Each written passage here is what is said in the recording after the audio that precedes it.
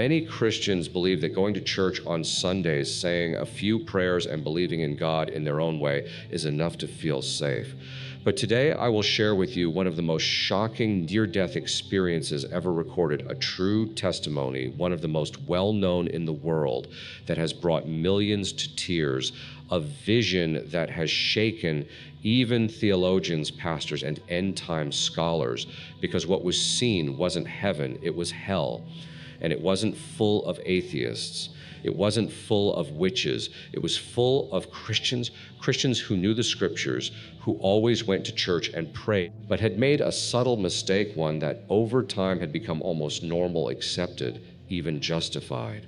Today, I invite you to listen carefully, because this isn't a story meant to scare. It's a cry to awaken, a chance to examine your heart, and maybe to decide to change your life before it's too late. Before we begin, I ask for a small gesture that makes a big difference. Type amen in the comments and leave a like on the video. This helps us bring testimonies like this to more hearts every day and to walk together as Christians who truly follow the word of the Lord. My name is Michael Donovan, and if you had met me until a few years ago, you would have thought I was a man. In order, I worked as an analyst for one of the largest financial companies in the Midwest, well-pressed jacket, sober tie firm, handshake. I spoke little about myself, but I never missed a prayer meeting. I could quote the Psalms with the precision of a surgeon, and I regularly donated to the church orphanage and was out of tune like a missing chord in a perfect symphony. It wasn't the first time God had shaken me. There had been another moment, I still remember it as if it were yesterday, even though Even though almost 20 years had passed, I was 19 and fighting a raging fever to the point that my body trembled as if in an earthquake. That night, while my mother bathed my forehead with a damp towel, I saw something. Not with my eyes, but with my spirit. I was above a city I didn't recognize, suspended in midair, and everything was gray. There was no sun or stars, only fog. Then two enormous towers emerged from the mist, and within seconds collapsed one after the other, as if an invisible giant had struck them in the heart. Invisible giant had struck them in the chowdit. Names, others prayed, others fell and did not get up. A wind full of dust hit my face, and then darkness. I woke up trembling. I told everything to the pastor of my church, who replied with an embarrassed grimace, "Michael, it must have been the fever." Leave these 10 days later, I saw the same scene on the news, September 11th, 2001, New York, the Twin Towers.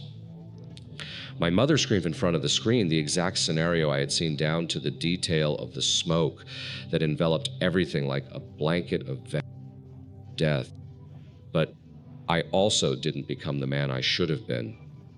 Instead, I took myself off in silence. I continued to live well, to work.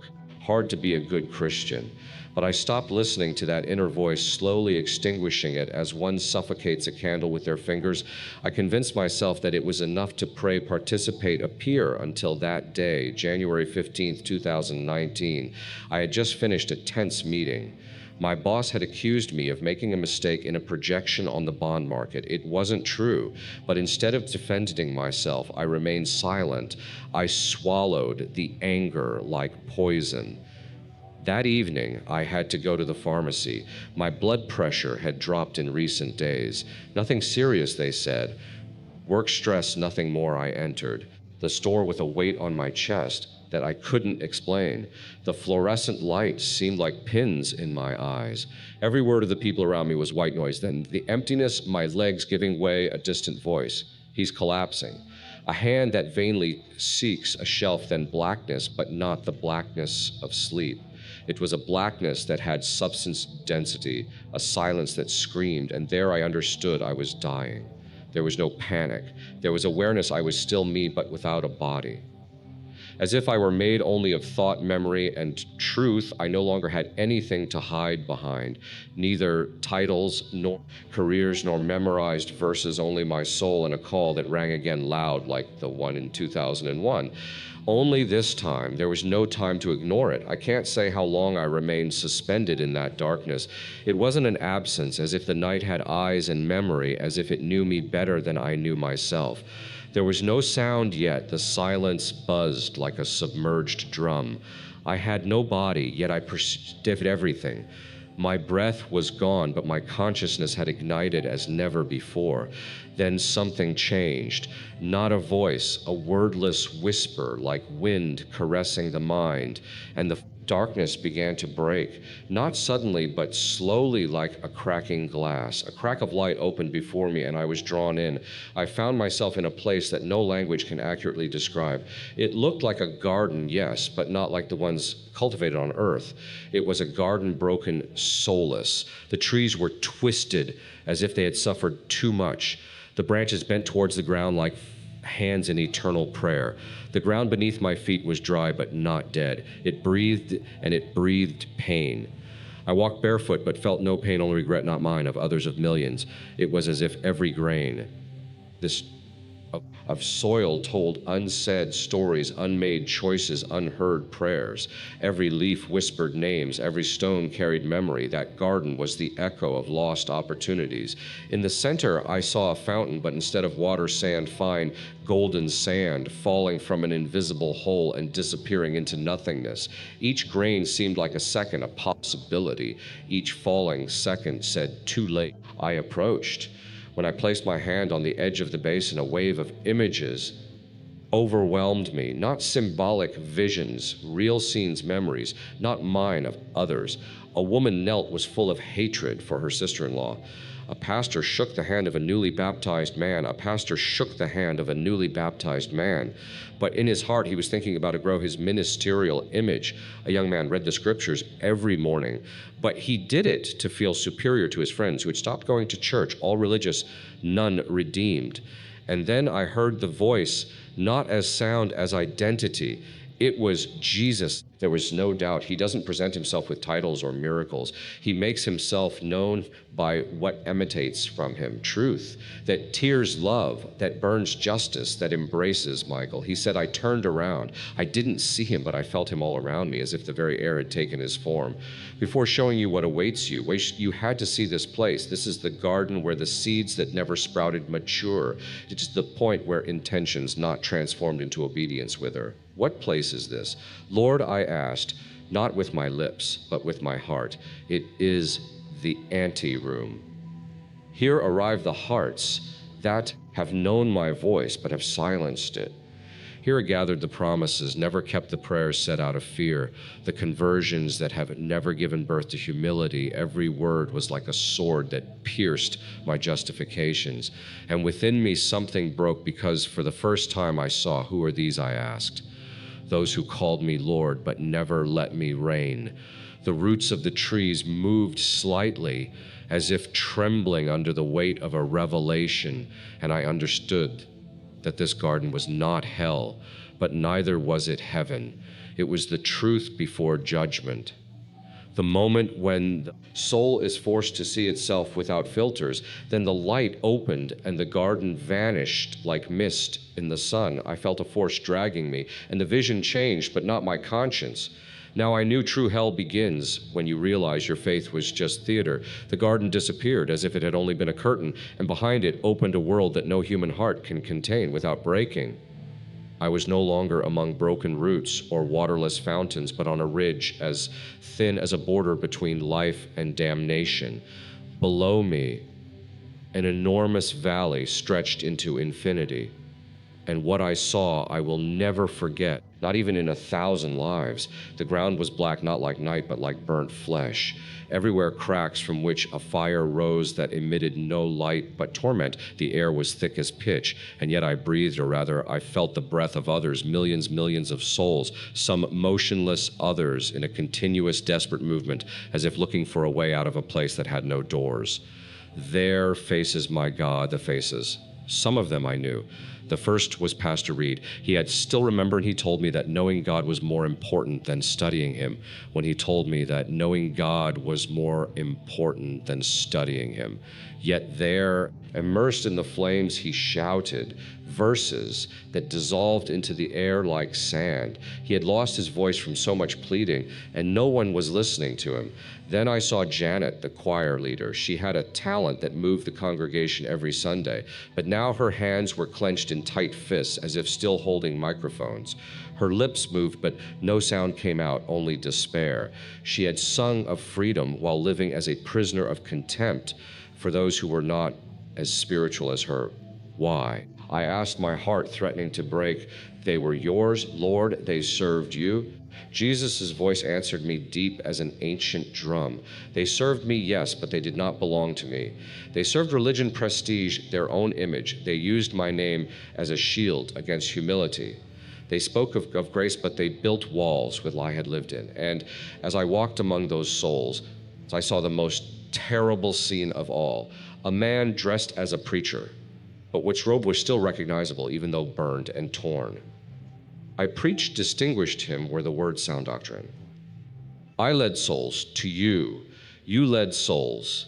You led souls to the worship of yourself. Jesus' voice replied, you used the truth to exalt yourself. You defended doctrine, but you never loved your neighbor. Every sermon of yours was a wall, not a bridge I was forced to watch to feel every crumb of despair. Those souls were not there for external sins, as the world defines evil.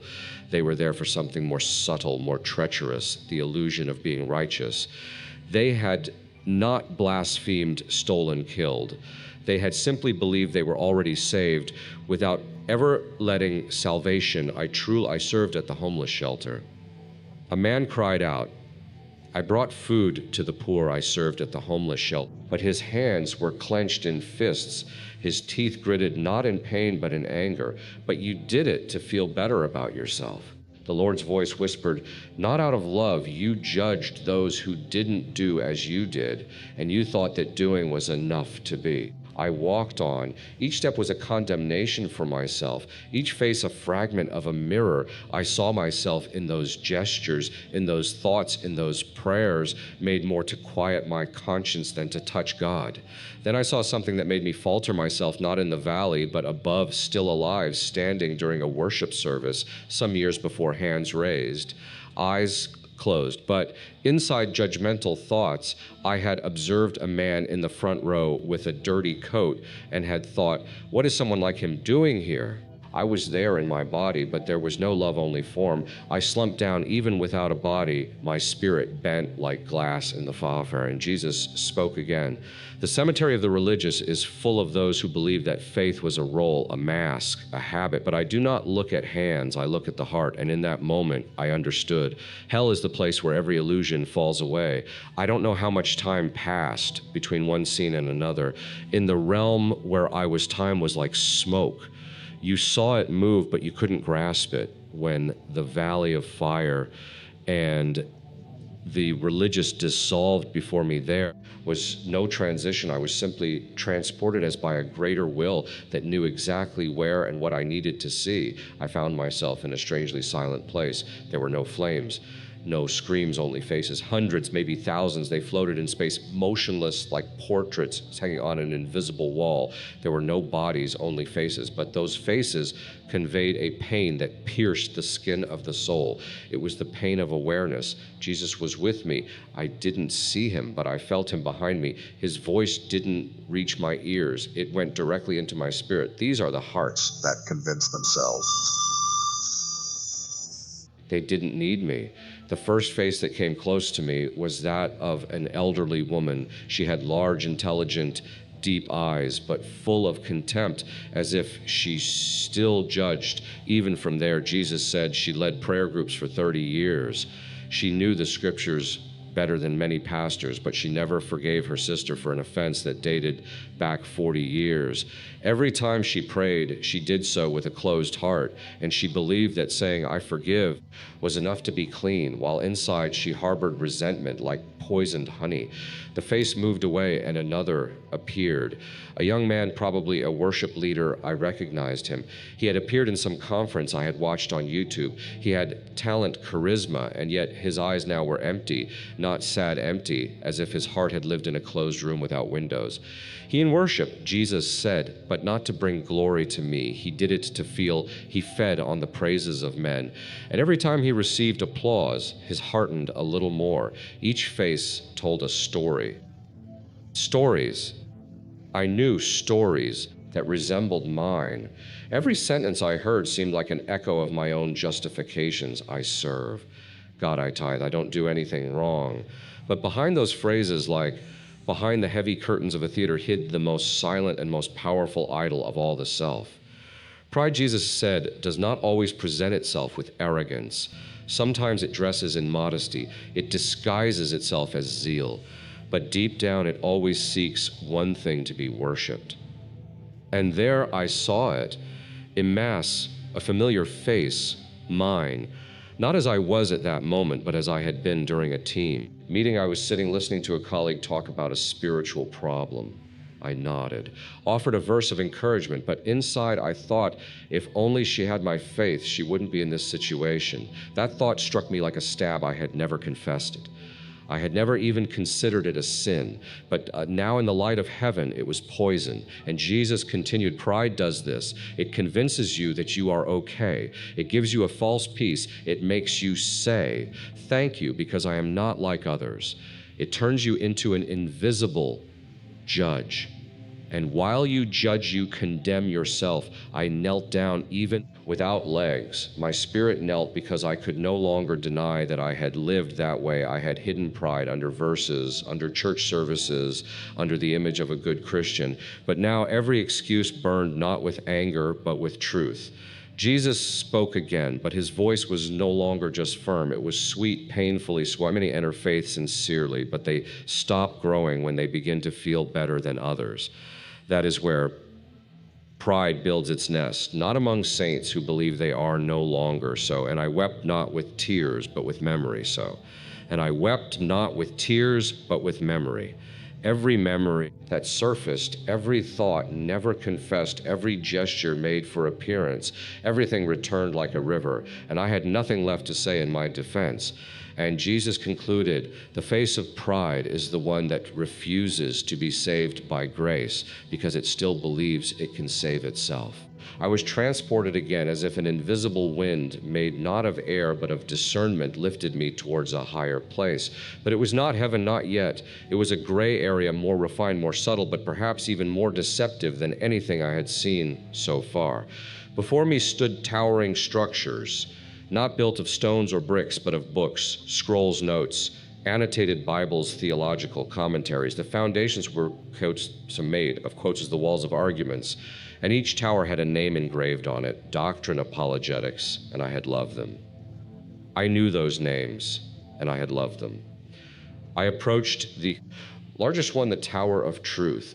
A staircase of words spiraled up its side, famous phrases, sermon excerpts, conference notes. And next to the base, a man sat with his hands over his face. He wept not out of fear, but out of a pain that seemed ancient, consuming, without healing.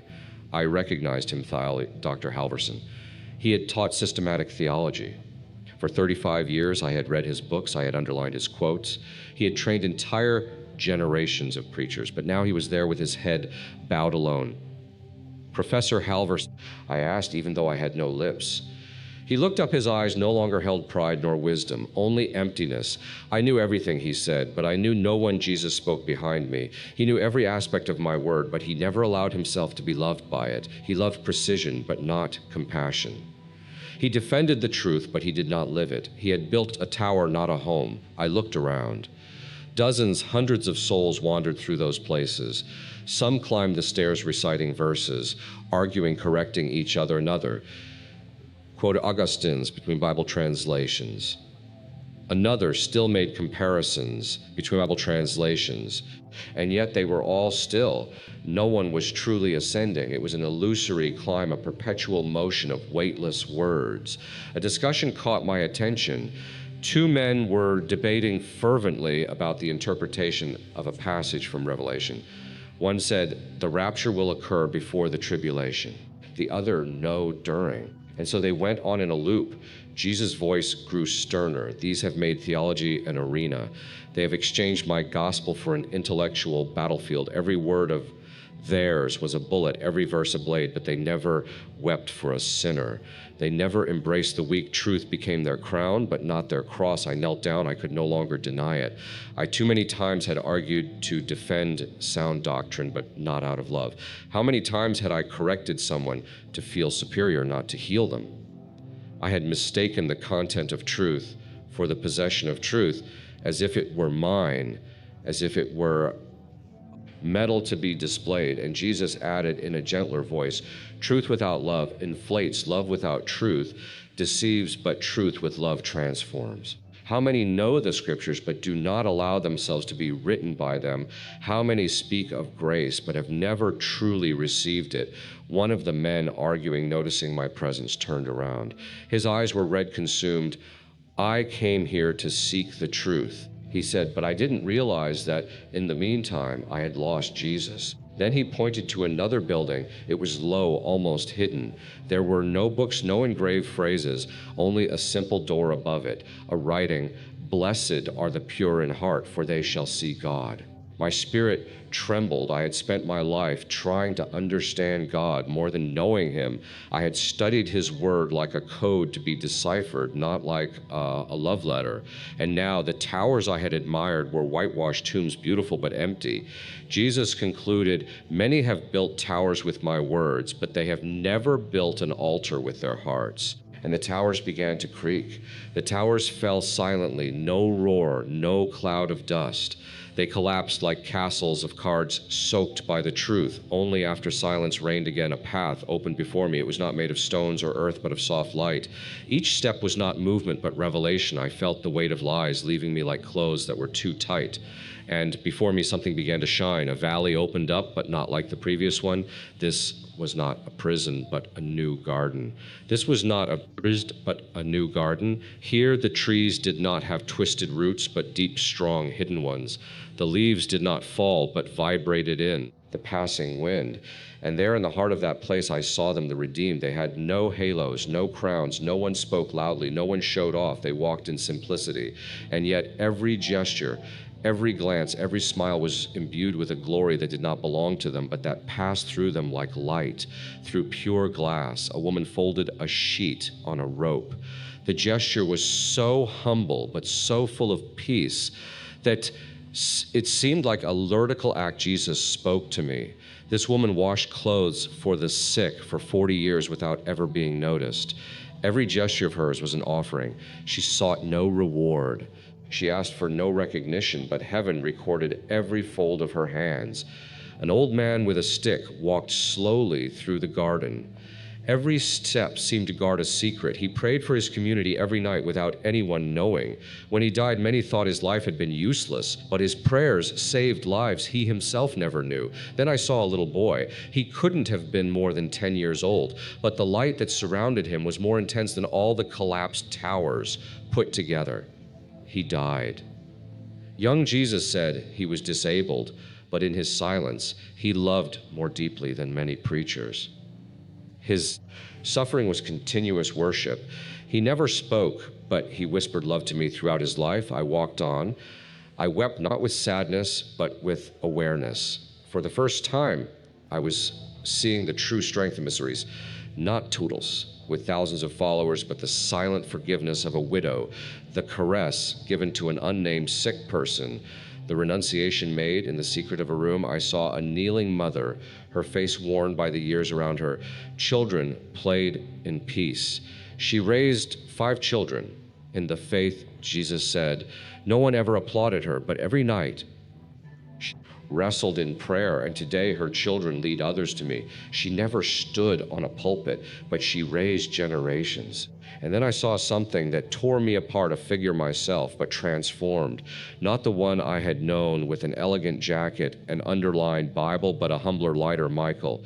He walked among the redeemed, not with confidence, but with gratitude. His gaze did not seek approval, but carried love. His hands were empty, but ready to serve. That Michael no longer wanted to be seen. He wanted to see. Jesus spoke with deep tenderness. This is the version of you that you can become if you choose the narrow path. If every day you let of siding of and let me live. If you choose the way of hiding, of forgiveness, of inner truth, this version of you is not far off. It is possible. But it requires you to die 1,000 times, to pride, to vanity, to the fear of not being enough. I looked at him. No words were needed, only a yes. And I understood true salvation is not in knowing, in serving, in doing. It is in allowing oneself to be transformed, in saying, it is no longer I who live, but Christ who lives in me. I can't explain how it happened, but something began to call me back, not with a voice, with an attraction like the pull of water to its source. The garden moved away, but it did not vanish. It was as if it were being etched inside me. Every face seen, every word heard, every truth revealed did not fade away, but were planted in me like eternal seeds. Jesus looked at me. This time I saw him not as a distinct face, but as an embodied light, a gaze that held together both fire and forgiveness, no condemnation in his eyes. Only truth, only love, but a love that burns away masks, that is not satisfied with almost. Michael, he said, you have seen what many see only too late, but you have been granted to return, not because you deserve it, but so that others may hear, not to boast, but to warn. His words were not suggestions. They were fire written on the heart. Every hour Christians die convinced they are saved and wake up in the place of eternal separation, not for visible sins, but for unrecognized pride, untransformed religion, heartless prayers. I looked at him with all that I had. How can I live now? Knowing this, you will live as a lit lamp in the midst of sleep. Not everyone will listen to you. Some will mock you. But you have not been called to convince, only to tell, and whoever has ears to hear will understand. Then he showed me a scene, a hospital room. My body lying still, cold hands, closed eyes. Machines beeping faintly, a nurse checking the monitor. My sister, in a corner with the Bible on her lap, whispered, God, bring him back, please. It is time. Jesus said, but remember, Michael, this life no longer belongs to you. Do not live for the opinion of men. Do not live to prove yourself. Live for me. Announce what you have seen, and let my spirit continue what I have begun. With those words, everything dissolved, not like a dream ending, but like a curtain opening. I opened my eyes, neon light, human voices, smell of disinfectant, the rhythmic beep of a heart monitor, a spiritual presence that slowly retreated, but not completely. I was back. The doctors said I had been clinically dead for almost 3 minutes, but in those 3 minutes, I had lived an eternity. No one understood what had happened. Maybe a neurological reactions I needed, but I knew. And I didn't need explanations, I needed obedience. Since that day, my life has changed. Not in an aesthetic sense. I still work, I still talk to people, I still go to church. But everything is different. Before I prayed out of duty. Now I pray like someone who breathes underwater and finds an air bubble. Before I read the Bible like an expert. Now I read it trembling. Before I spoke about God.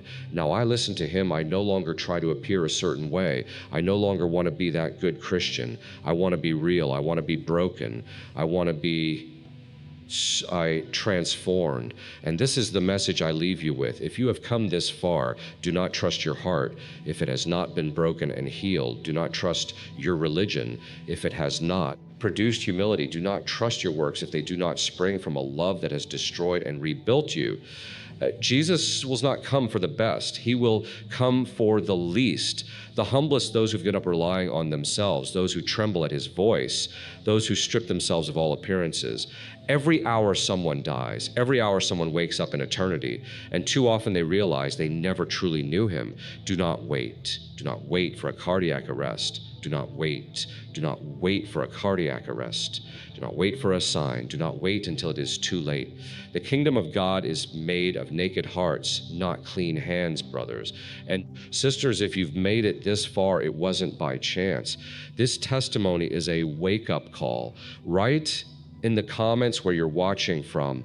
I want to know who you are, where you're standing watch, and where the Lord has allowed you to hear this message. If this touched your heart, don't keep it to yourself. Share it now. Send it to your family groups, your friends, to anyone who's drifted away from God. Do it now before the silence falls again. And if you haven't already subscribed to the channel, and turn on the bell, not to follow me, but to stay awake, to not miss even one more call from heaven. Time is running out, but it's not too late yet. Let's prepare together